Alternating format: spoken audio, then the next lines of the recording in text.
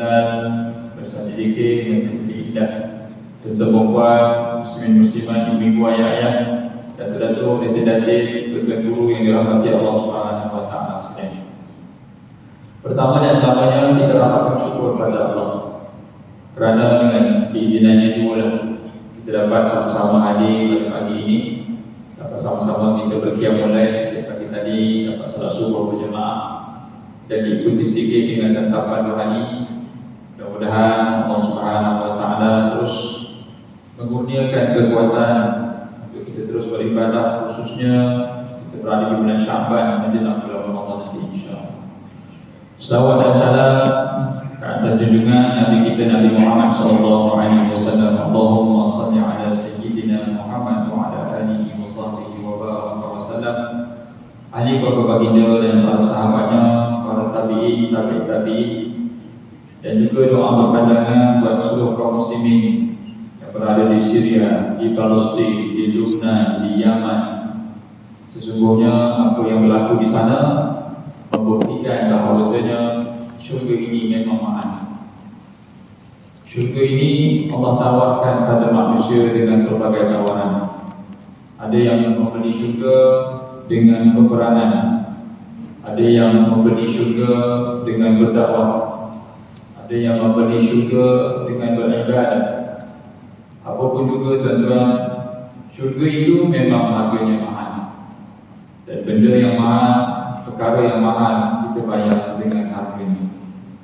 Jadi kalau kita tidak berkesempatan untuk berperang, kita tidak berkesempatan untuk berdakwah, maka ambillah atau peganglah sungguh-sungguh peluang untuk masuk bulan Syaban dan Ramadan ini untuk menawarkan ataupun membeli harga syurga dengan ibadah yang berkualiti.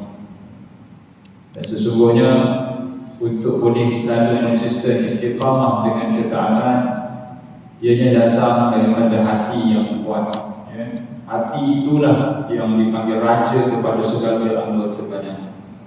Kalau hati itu lemah, badan yang kuat pun tak mampu bergerak. Tapi kalau hati itu kuat, badan yang lemah pun mampu diangkat. Jarak manusia dengan masjid yang surau bukan jarak kakinya, tetapi jarak hatinya.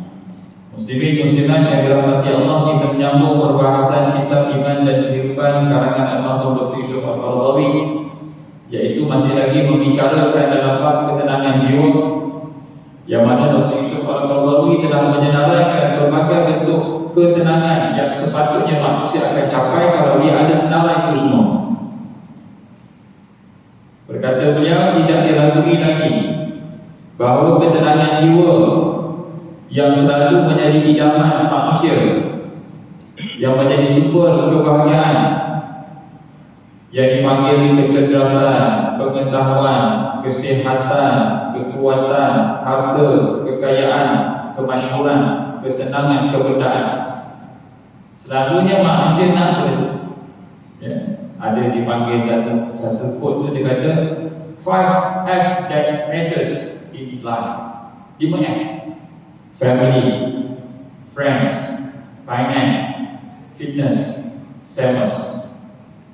5 F. Selalunya manusia ada 5 goals itu mesti ada. Dalam family dia mesti ada goals untuk keluarga dia.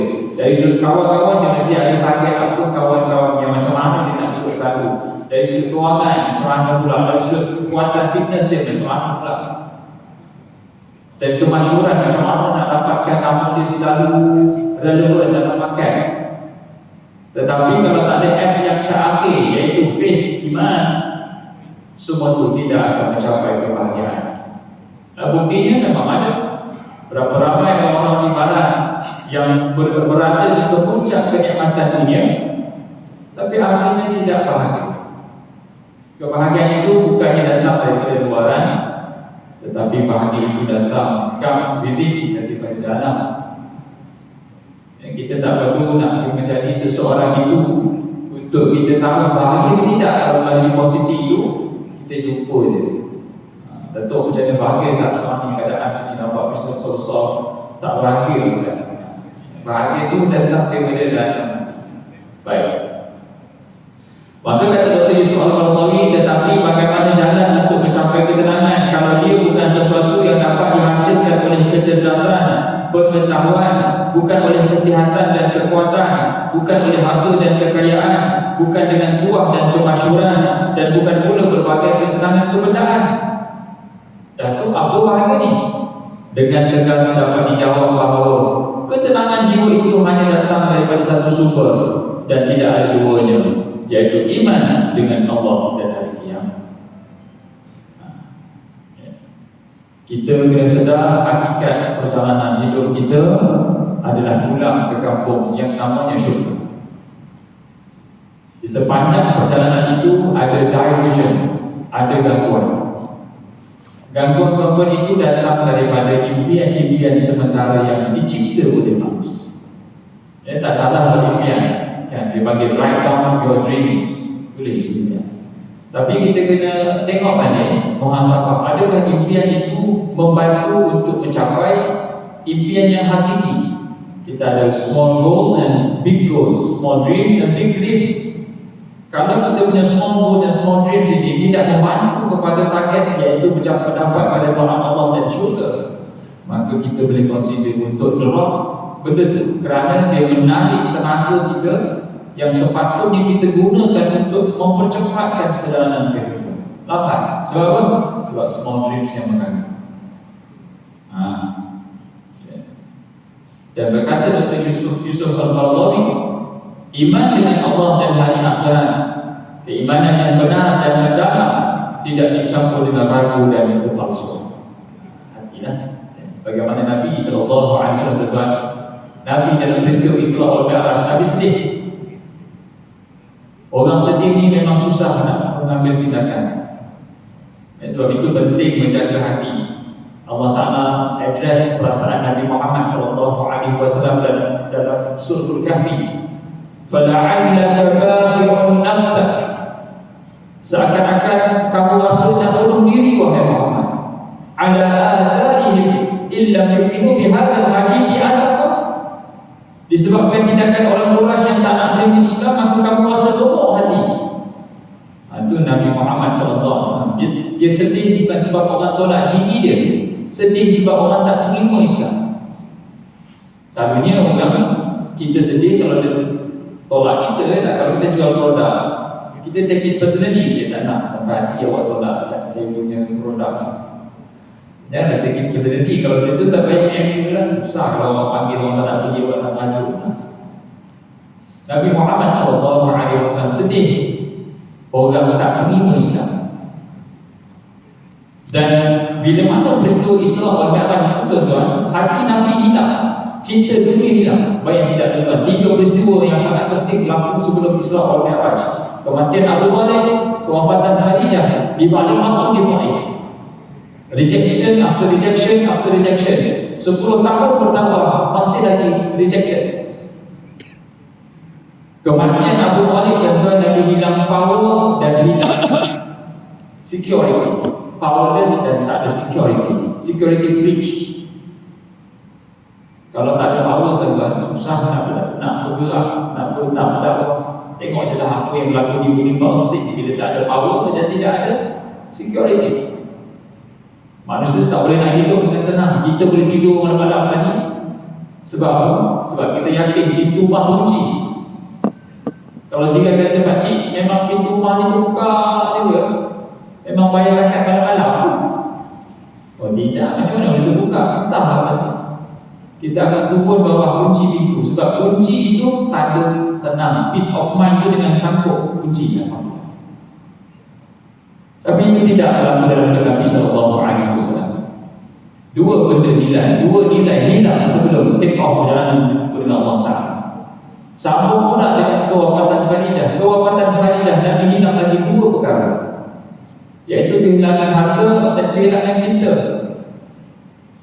Ini semua yang manusia dambakan, nak kan? Kita nak power, kita nak security. Kalau naik kondo 3 tier security, siapa orang kampung menyapah datang rumah bandar, 3 layer security. Zaman dulu senang, dia masuk terus kepala tu lagi kat belakang. Assalamualaikum. Awal datang rumah, tak ada pintu, tak ada pagar. Zaman sekarang tak. Security kat belakang, security kat lobby, security kat lift. 3 layer. Tak tahu lah kalau pencuri boleh masuk juga, memang hebat lah pencuri tu. Tapi berlaku tak ada pencuri masuk yang menjadi polis. Dia pergi kawin dengan security tu. Dia punya amal jadi polis, security kena hentak sikit. Orang nembak ni dia, okey. Elok dia masuk ke rumah kawan tu. Lalu habis cuci, selesai. Dengan nembak pun dia boleh goreng juga, mencurikan juga. Tapi apa pun juga tuan-tuan, Nabi SAW kehilangan 4 nilai yang mana manusia mesti nak. Kita nak power, kita nak security, kita nak cinta, kita nak harta. Tapi tidak, Nabi Rasulullah SAW hilang cinta-cinta ni, semua hilang. Dan Nabi SAW pergi ke Taif. Sampai di Taif, tuan-tuan, Nabi dibaling batu. Balingan batu itu adalah rejection tahap maksimum. Nabi balik dari Taif, Nabi berada pada posisi the lowest point of his life. Nabi ulang siap perasaan itu dalam peristiwa perang Badar dan perang Khandaq. Sebab apa? Itu dipanggil the lowest point berbanding dah berada di Madinah. Nabi kata ketika aku di Mekah, aku tak ada orang. Balik dari Taif tu aku tak tahu nak gimana. Ketika di Madinah ni kita ada negara Islam, kita ada ibu-ibu yang mengandungkan anak Islam, kita ada negara, kita dah establish negara Islam. Tapi balik dari Taif, aku tak tahu nak gimana. Itu dipanggil the lowest point of Islam. Ya, bawah, yang paling rendah. Maka Allah Ta'ala Allah Ta'ala raihkan hati Nabi SAW dengan dihadiahkan perjalanan menghiburkan perasaan Islam penuh. Maksudnya kalau orang sedih ni memang kena jalan. Itu tengah stres sebab dia tu letak pen, pergi peti, buat kopi, jalan. Tapi jangan kacau orang lah, pergi meja lain dia sembang, kacau orang lah, jalan. Tapi memang kena jalan itu terapi stres. Tapi tidaklah semua orang berjalan itu stres. Itu tengah stres itu berjalan. Orang tengah stres dia berjalan, tapi bukanlah semua orang berjalan itu stres. Tidak. Allah Ta'ala datangkan situasi yang mana asal bi'abdinya. Ya, jadi hati ini perlu dirawat dengan berjalan. Kalau kita stres kat Bukit Indah, pergi duduk dekat Bukit Belacan, senang. Stres kat Bukit Belacan, duduklah dekat Bukit Tabur, mana-mana bukit dah duduk. Berjalan. Dan bukan sekarang itu tuan-tuan. Malah Nabi SAW bukan berjalan kosong. Bila masjid ila masjid. Orang yang nak hatinya tenang mesti berpaksikan masjid. Mana jalan saja tak tenang, dia pergi London. Ingat dia tenang London. Balik-balik stres. Tenang yang hakiki datangnya minal masjidil haram ila masjidil aqsa. Masjid haram atau masjid aqsa? Umrah salah satunya. Tapi kalau itu konteks yang lebih relevan dengan kita, masjid ke masjid. Hari ini subuh masjid Indah. Jadi zuhur masjid Mustaqim, jadi asar masjid Kamal Kosas, jadi maghrib masjid mana lah, masjid ke masjid. Ambil semangat masjid ke masjid. Jumpa orang ramai. Ada orang yang suka travel dekat masjid ni, dia ada. Secara tempat lain ada lagi. Tempat lain haji duduk mana sebenarnya? Indah ada, Taman Kosas ada. Saya ni masjid ke masjid lah Ustaz. Oh, tenang juga dia. Dia tak stres, tenang dia ke masjid-masjid. Dua. Dan kalau kita travel, mesti berdampingan. Nabi Muhammad SAW berdamping dengan Jibril. Terapi hati nombor 3, mesti berdamping dengan orang yang baik-baik, dengan orang adil. Kalau travel, yang kita punya kawan semua menyakitkan hati, travelling itu memenangkan. Kita nak pergi umrah, kawan sebelah ni jenis mengumpat dia. Macam mana? Kita stres, kita nak pergi umrah, dia kan mengumpat dia habis, dikoyak kalau dia tak dapat pahala. Ya, itu satu hal. Kalau ada komplain dia kira komplain pak. Kita buat umrah lah. Relax kejap je. Ini orang main fire je. Apa ni nak pergi jalan, kita nak pergi umrah. Saya lepas ni memang nak pergi jalan, pergi umrah dulu, cuci-cuci. Kita tahu rukun untuk bersihkan hati. Yang pertama, mesti berjalan masjid ke masjid, berdampingan dengan orang yang baik-baik, dengan alim ulama, dengan ilmu. Itu yang dilakukan ataupun yang telah dilalui oleh Rasulullah SAW. Baik. Perjalanan hidup ini telah memberikan pelajaran kepada kita bahawa kebanyakan orang yang dilamun keluh kesah, kesempitan, kegoncangan batin, merasa sepi dan tidak mempunyai apa-apa, hanyalah orang yang tidak memiliki nikmat iman dan keyakinan. Di barat salah contoh tuan-tuan, ya, mereka memiliki kenikmatan duniawi yang maksimum. Kita kalau nak berjaya, kita tengok barat. Itu realiti lah. Kita kata berjaya sebab banyak berjaya pasal financial freedom, time freedom. Itu kita punya target. Itu yang selalu besar. Tapi adakah mereka tidak dirundung kemurungan? Murung juga, stres juga. Ya, di negara Denmark ke Sweden, dia siap tawarkan pada pemuda-pemuda untuk diberikan duit poket untuk berkahwin.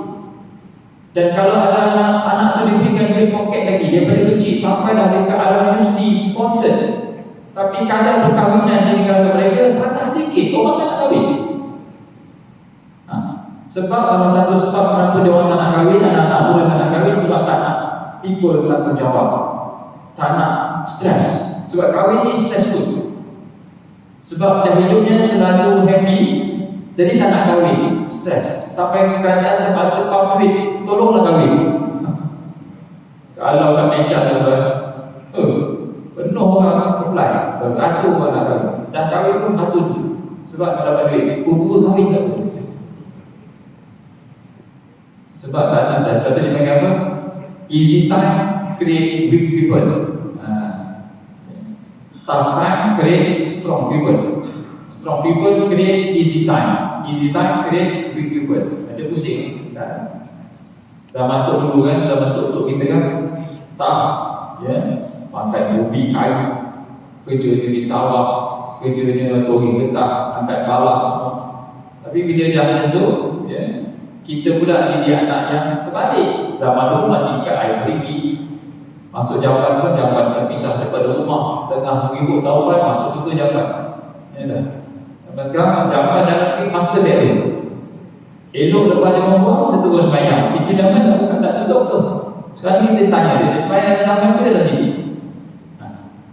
Ini fekah tuan-tuan, bila kita dalam master bedroom ada tandas. Ada mulut jamban tu dengan pintu, daun pintu tandas. Kena tutup. Kalau tidak, kita sembahyang dalam bilik tu, pintu jamban tu buka, mangkuk jamban tu buka. Sudah. Kita sembahyang dalam rumah tu dah dapat. Ya, sebab tu guna penutup tu atau penutup pintu. Ini master bedroom punya cerita. Zaman dulu bila air berpisah lubung, jadi rumah sentiasa suci. Ya, kalau masuk tandas kaki kiri, keluar kaki kanan, maksudnya daripada tempat yang tak elok kepada tempat yang mulia. Tandas tu tempat tak elok, rumah yang elok, tempat yang mulia. Sekarang ni tandas dalam rumah. Kat belakang, zaman yang upgrade sikit, tandas kat belakang. Lagi upgrade, tandas dalam bilik master bedroom. Lagi power sekarang ni, tandas tu dinding dia kaca. Kita pergi hotel-hotel dah kenapa kaca ni macam dari tandas. Dah lah kita baca, duduk sama-sama dengan anak. Ini macam mana? Ayah nak masuk tandas, semua tutup mata. Semua keluar-keluar dulu. Salah tu, dah ayah pintu ke? Tentu ada desain hotel itu benih. Baik. Ketenangan jiwa, hidup mereka tidak rasa nikmat dan tidak berperisa. Hamba kosong walaupun mereka dilingkungi lazat dan mewah. Mereka dilingkungi dengan kenikmatan dan kelazatan tuan-tuan, tapi jiwa mereka kosong. Ya, masa saya hidup dekat New Zealand tahun 2009 sampai 2012, 4 tahun. Kita ada buat hari Abrahamic Religion Circle. Kita buat Abrahamic Religion Circle tu Jewish, Yahudi dan Kristian dan Islam. Benda tu wujud sebab gereja tak ada orang datang. Masih tak ada orang datang, jadi kita no problem. Gereja tak ada orang datang, jadi gereja tu datanglah kepada saya masa tu. Kita buat Abrahamic Religion Circle boleh tak? Tapi cakap English lah. Cakap boleh je. nak ajar orang datang kenal Tuhan. Saya punya pendekatan di situ untuk ajak manusia kenal Tuhan. Pasal ni jadi walaupun mereka ni Kristian tu adalah agama rasmi, tapi hidupnya banyak etis, tak beragama. Jadi buatlah booth. Jadi bila buat booth, start dengan orang Yahudi, orang pun datang ke booth Yahudi, lepas tu orang datang ke booth Kristian, penudahnya orang datang ke booth Islam. Jadi ceritanya bersambung-bersambung, rasanya orang masuk Islam benar, lagi dia stres. Dia buat program tu untuk tarik orang kena Kristian, tapi orang pergi Islam. Itu yang penudah menembak-nembak tu, yang kesan dia punya dominance impact tu. Pasal lagi banyak orang terima Islam daripada orang nak pergi ke gereja. Dan memang gereja-gereja dia di tempat Jumaat. Gereja-gereja di tempat Jumaat. Pasal tak tempat kan, dia consider tempat yang boleh buat dia panggil congregational ataupun buat gathering untuk agama. Gereja. Sebelum masih dekat Daniel itu nak di sini diwujudkan, memang rumah gereja. Tapi bila populasi Islam dah besar, maka ada masjid lah dia bagi Daniel Mosque Al-Huda Mosque. Baik. Jadi bila kita sembahyang Jumaat atau bersidar, kita tengok mereka kaya dan memiliki kenikmatan, tapi hati kosong. Dia tidak ada spiritual quality. Dari sudut manusiawi, mereka TikTok pukul 5 dah tak ada kerja lah. Dia kata spend time extra with your family. Balik rumah, spend time with your family. Jangan kerja. Mana-mana pekerja yang kerja lebih pukul 5 tak produktif. Patutnya 8 jam dia dah boleh siap banyak kerja, tapi kau nak overtime, dia kata tak payah, balik. Kalau kita pergi kerja, muka monyok, stres, it's okay. Ambil cuti, dia suruh cuti. Dia tak nak kita stres kat pejabat. Dia suruh spend time with family. Esok datang pula, muka monyok lagi. Balik dah, cuti dah 3 hari. Lepas 3 hari, monyok juga. Dia kata, macam nak kau berhenti je lah. Kerja ni tak sesuai tu. Sebab dia sangat pentingkan hubungan manusia kemanusiaan. Tapi hubungan dengan Tuhan tak ada. Jadi dia sangat seronok bila kita cerita pasal Islam, pasal Tuhan. Dan alhamdulillah banyak orang yang masuk conversion ke Islam tu, masuk Islam tu banyak. Yang soalnya bil-bil dia pada zaman-zaman tu, zaman awal-awal 2000 tu masuk Islam. Yang Rabi tu, kalau sembahyang sudah ada, saya ni kepala ni separuh siku dia. Kalau dia angkat tu, patah lagi, tinggi. Baik, ketenangan jiwa itu adalah hapusan daripada langit, diturunkan ke dalam hati orang-orang yang beriman dari penduduk bumi, supaya mereka berhati teguh dikala orang banyak mengalami kegoncangan. Mereka yakin ketika ramai orang sepenuh keraguan. Mereka sabar ketika ramai orang telah berkeluh kesah. Dan mereka berlapang dada ketika orang tengah cemas. Dia ada tanda ni. Tanda orang yang jiwanya tenang, bahagia. Apa dia? Mereka berhati teguh dikala orang bergoncangan. Di saat orang berlagak-lagak dia tenang je. Dia tengok tengah sil. Tidak, aku tak ada sebab pun nak pergi sil tu. Bila dia tidak, hati dia tak goncang dengan dunia. Tekan tenang berlaku je. Orang beli rumah bang, orang pecah tanah buat kodoh, pergi rumah tu. Kau nak beli je, aku tak nak beli. Yang kau paksa pergi, kau tak nak beli. Jiwa dia tak ada tergoda dengan dunia. Satu. Mereka yakin ketika ramai orang tengah ragu. Keyakinan dia kepada akhirat tidak boleh ditukar ganti. Walaupun diuji dengan kesusahan, diuji dengan kesakitan, tenang. Covid datang, dia relax. Itu luar biasa. Mereka sabar ketika orang ramai tengah berkeluh kesah. Dan akhirnya mereka berlapang dada ketika ramai yang sedang cemas. Ketenangan serupa inilah yang telah memenuhi jiwa Rasulullah SAW daripada zaman baginda hijrah bersama dengan Abu Bakar. Tenang yang boleh macam ni selalunya telah pun ditunjukkan caranya oleh Rasulullah SAW. Ketika Nabi dengan Abu Bakar dalam gua, tuan-tuan, orang Quraisy sebenarnya gua. Kalau orang Quraisy masuk gua tu, kompor tak? Masa tu Abu Bakar dah nangis. Kena kompor. Tapi Nabi SAW kata, wahai Abu Bakar, la tahzan, jangan sedih. Hasilnya apa? Allah sahabat kita. Kalau kena tangkap, alhamdulillah. Tak kena tangkap, alhamdulillah. Semua itu dalam perancangan Allah Ta'ala. Alhamdulillah. Dan ditakdirkan tak kena tangkap. Sebab tu kena pilih pendampingan dengan orang yang baik-baik. Rukun yang ketiga, yang keempat yang kita bicara tadi perjalanan Isra Mi'raj tu, mesti berjalan, mesti berada di masjid, mesti berdampingan dengan alim ulama. Yang keempat, mesti pilih kawan yang baik. Alim ulama kena ada, kawan yang baik pun kena ada. Ketika Nabi sampai di Al-Aqsa, Nabi nampak himpunan para anbiya terbesar, 135,000 Nabi. Dalam Dewan Solat ni, berapa sangat dia? Itu pun dah kalau kita dipanggil masa terbang. Kalau town hall tu, staff kita lebih kurang dalam 1,000 orang. Dinobatkan pekerja yang tak pernah EN, dia bersilakan. Pekerja tak pernah EN. Saya first time saya dengar ada buat pekerja tak pernah EN. Dapat bonus 3,000, duit CEO. Buat daripada CEO. Tak pernah EN, ada seorang kawan, Cina dapat. Dia kata, aku dapat dong. Memang aku tak pernah EN tu memang workaholic je. Tapi ialah dia sehingga dia hujam, dia memang kerja dia memang suka kerja. Dapat. Tapi seronok tak, dia jalan tak jejak tanah. 1,000 orang. Ini 135,000 orang berhimpun. Lalu Nabi disuruh taqaddam ya Muhammad, jadi imam. Perasaan tu memang seronok. Dan tuan tadi dengan down dengan Taif tiba-tiba dijulang sampai macam tu sekali. Seronok perasaan itu. Dan seakan-akan kesusahan yang dilalui oleh Nabi Muhammad SAW tadi mudah.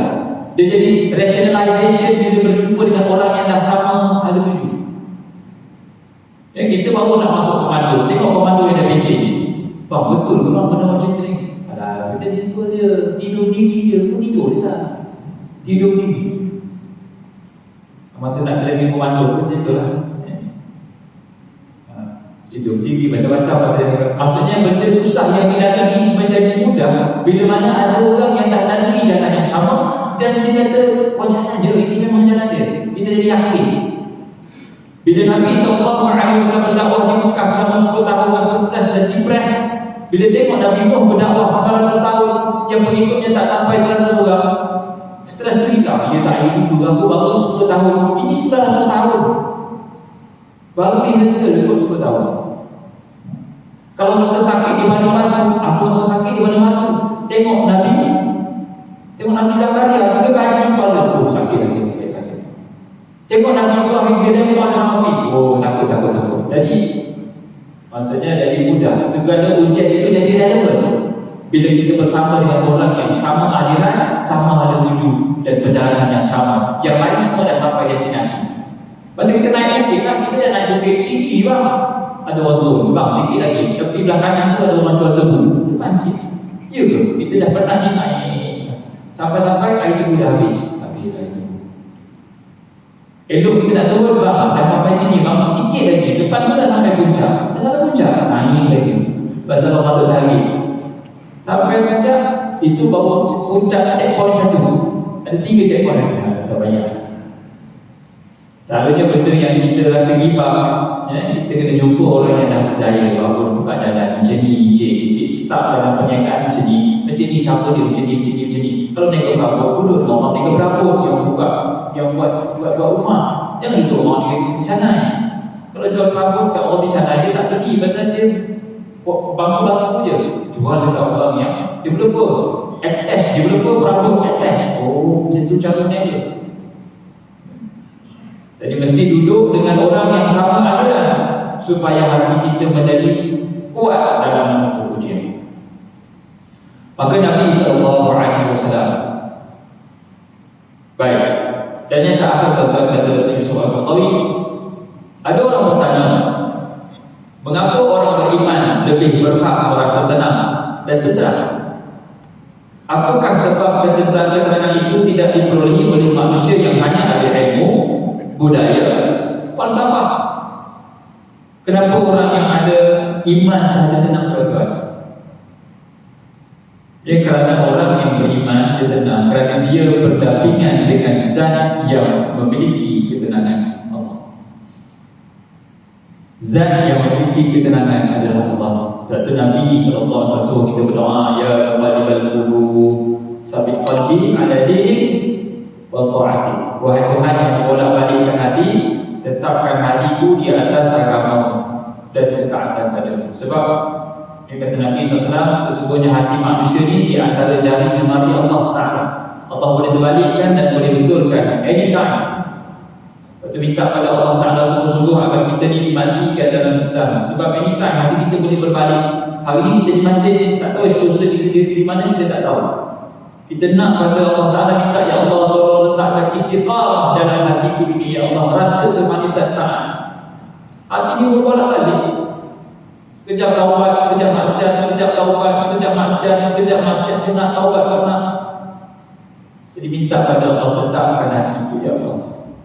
Lepas tu kita berdampingan dengan alim ulama, yang paling kurang kita ada tali layang-layang yang kuat memegang kita. Supaya kalau kita nak buat maksiat, teringat buku ustaz yang kita jumpa. Takkan aku nak buat maksiat, ustaz tu kenal aku. Nanti kan kata juga. Pernah saya ikut satu operasi cegah maksiat.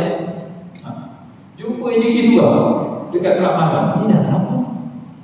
Oh, ustaz kata juga. Ustaz datang sini, datang naik kelab ke? Oh, macam tu. Saya datang ke operasi lah, bukan saya naik kelab. Oh, kira saya tak kenal je lah ya. Saya tak kenal. Tak kenal je. Sekarang ni tak kenal. Nanti kita berkopi lah dulu. Itu silap. Saya nak cari dana dalam suruh dana Ramadan. Cari dana suka. Elok lah. Ada lah tu orang yang sign check tu duduk kat mana dan sign tu. Dia orang pun nak juga pahala ustaz. Lepas tu jumpa balik, dia orang pun nak juga pahala, nak juga bagi duit kat sebuah masjid. Tapi itulah pahala. Tapi jiwa tu jiwa yang goyah. Tuan-tuan muslimin muslimat yang dirahmati Allah Ta'ala. Jadi kesimpulannya adalah ketenangan datang daripada hati. Yang luaran itu adalah anugerah daripada Allah Subhanahu Wa Ta'ala. Orang yang beriman pada Allah Ta'ala dianggap apa juga yang datang dalam hidupnya adalah hadiah daripada Allah yang Maha Penyayang. Hadiah daripada Allah yang Maha Penyayang. Kalau datang daripada Zat yang Maha Penyayang, apa juga yang datang kita anggapnya sebagai satu hadiah sayang. Cara kita menghadapi situasi itu, hati itu yang akan ubah cara kita bertindak. Ya. Kalau kita kena tackle masa main bola dengan padang, kita tak akan marah. Jadi bola dalam tackle. Okay. Tapi kalau kita tackle turun masjid ni, kita marah. Kau tackle aku dah. Tackle dia sikit je berbanding tackle main bola. Tapi tackle main bola kita terima sebagai mesti ada tackle main bola. Sampai ACL kan tak apa ACL tak apa jangan dengarkan. Cuba tu tangga tengok, ni kenapa? Saja dia tengok. Sebab kita terima situasi itu berbeza-beza. Jadi terimalah ujian dalam hidup kita daripada Allah yang Maha Penyayang. Wallahu a'lam aqulu ma la tasma'un aqulu qawli hadza wa astaghfirullah li wa lakum. Kita jawab sikit sebab banyak dia bukan sunat. Mudah-mudahan Allah Ta'ala berikan bantuan, berikan keberkatan dalam hidup kita. Dan saya ucapkan selamat menyambut Ramadan al-Mubarak. Mudah-mudahan Allah Ta'ala berikan kekuatan untuk kita beramal, diberikan kesihatan. Dan jangan lupa untuk terus berdoa buat sahabat-sahabat kita di bumi Palestin. Dia orang pun nak Ramadan juga, kita pun nak Ramadan juga. Dibayangkan macam mana Ramadan mereka, persiapan dan sebagainya. Apa yang baik daripada Allah Ta'ala, yang kurang itu bermakna saya. Mohon maaf di atas kekurangan, terima kasih di atas perhatian. Aku rumah dan sesnaun, aku kami hadza wa astaghfirullah wa lakum. Wassalamualaikum warahmatullahi